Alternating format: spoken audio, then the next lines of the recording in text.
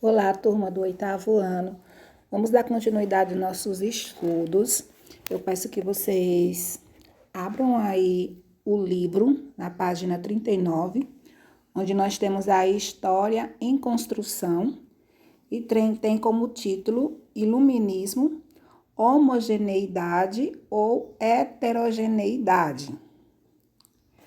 Então, aí nós temos um texto que ele vem falando que, ao contrário do que muito se pensa, né, o iluminismo ele não pode ser visto como um sistema coeso, ou seja, um sistema que possui uma unidade lógica de ideias, né, ou um modelo de pensamento único, pois havia importantes diferenças entre os seus representantes, entre os seus principais teórico, né? Então, esse título, quando traz falando sobre homogeneidade, vocês podem estar perguntando o que isso significa, né? Ou heterogeneidade, ele vem trazendo justamente esse paralelo. O iluminismo é homogêneo, ele possui uma única linha de pensamento, ele possui uma unidade lógica de ideias, ou ele é heterogêneo, possui diversidades de ideias, diferentes visões, né? Então, pensando nisso, a gente pode entender que o iluminismo, ele não é homogêneo, ele não a gente não pode classificá-lo desta forma, porque não segue uma linha de raciocínio, não tem uma única ideia lógica. Existem várias ideias, vários pensamentos. Não é um único pensamento, né, igual, que norteia todos os seus idealizadores, né? Então, não há uma homogeneidade neste sentido. Em alguns pontos, né, os idealizadores, os pensadores, eles até mesmo concordam, mas em sua maioria, né, eles possuem diversidades e pontos de vistas bastante diferentes. Então, não há uma homogeneidade. Então, a questão do ser, né, do que é ser heterogêneo, né, a heterogeneidade, como tem aí no título. Então, é o ser diferente, como eu falei, como eu já disse, né, a diversidade de ideias, diferentes visões, né, que os seus idealizadores, né, do século XVII, século XVIII, trouxeram, né, para aquele novo momento em que a Europa estava vivendo.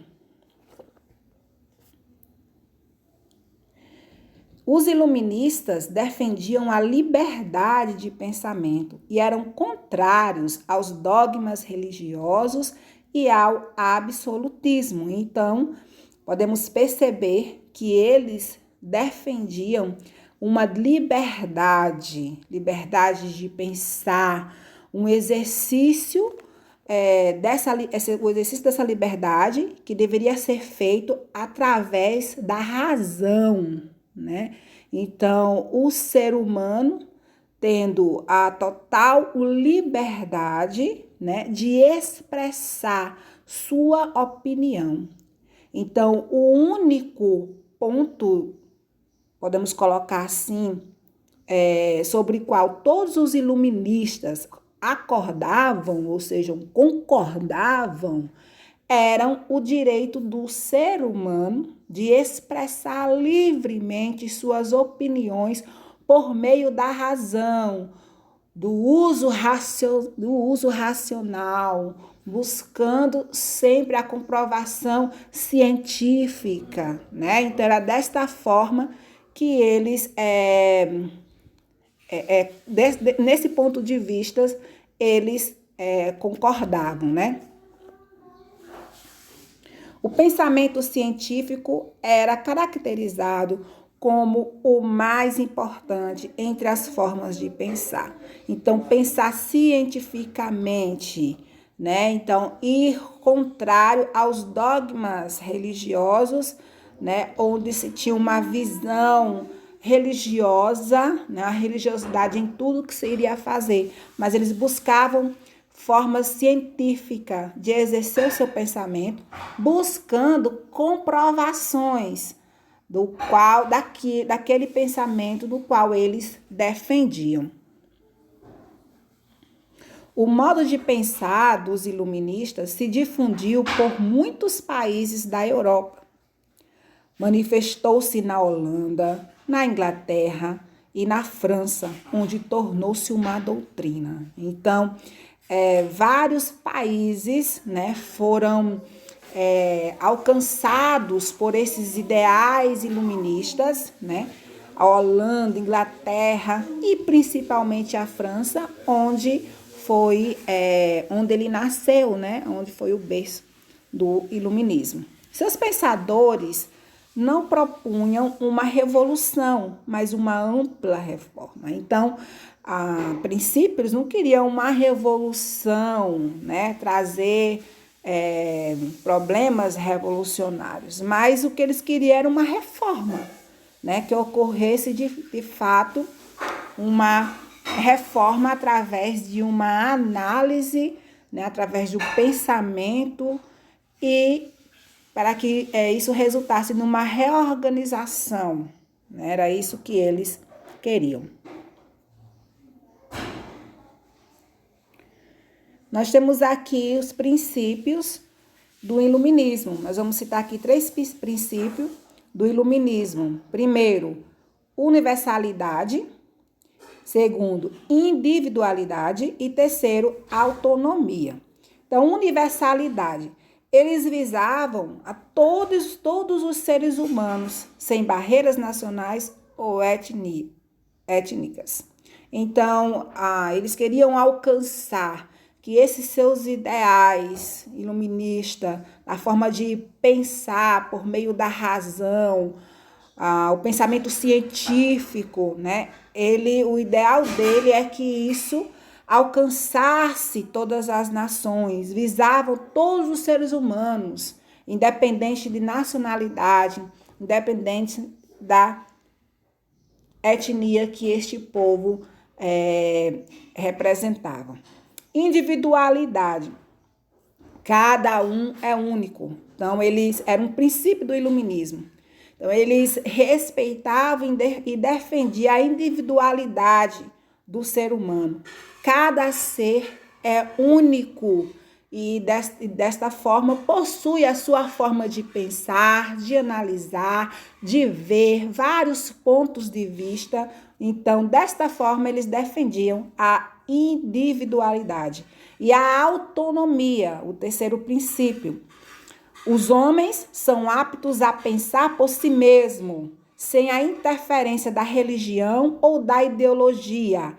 Ideologia que podemos classificar aí como as crenças, as tradições, os mitos, né, de um povo, de um país. Então, segundo a autonomia, esse princípio da autonomia, eles defendiam que todo homem, ele é um ser pensante. Todo homem, todo ser humano está apto a pensar, é dotado de inteligência que pode ser desenvolvido por meio de pensamentos racionais, em um exercício. E esses pensamentos ser próprios, pensamentos deles mesmos, sem a necessidade de interferências religiosas ou de ideologia. O homem por si pode construir o seu ponto de vista, a sua forma de pensar. Então, aqui eu concluo com vocês, certo? Esta aula de hoje.